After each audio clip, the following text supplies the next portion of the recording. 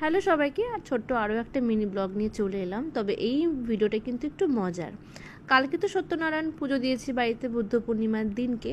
তো আমার ছোট্ট ছানাটা সেদিনকে কি করছিল পুজোর মধ্যে, ও কি কি দুষ্টুমি করছিল সেটাই আজকে দেখাবো।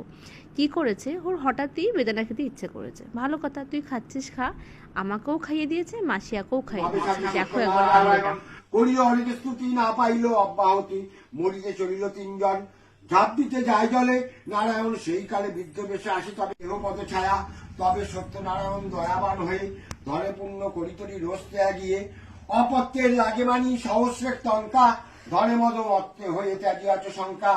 আমি সত্যনারায়ণ ভুলিয়াছ পূজা, তাই দোহে 12 বর্ষ রাজপুরে সাজা। এই বলি প্রভু যদি হইল অন্তর্ধান, সহস্র সুবর্ণ তোরা বাজল তখন। দেশে আসি পূজা দেবে মানুষ করিয়ে, তাড়াতাড়ি উপনীত হইল দেশে গিয়ে। সবাই মোর মনে লয় আমি যে জ্যোতিষে ধর, গনে পড়ি করি ধীরা। এই কর্মে পাকালাম দাঁড়ি, তোমার জামাতা বটে ডুবি আছে এক্ষণে প্রবশিল ঘর। বাণিজ্যে শয্যা যত তাহা বা বর্ণিব কত, দ্রুত বয়ে নাই এর নফর। হাজার যে টঙ্কা দিয়ে আপন বান্ধব লয়ে ভোগ দিল সত্যদের সদন। পূর্ণ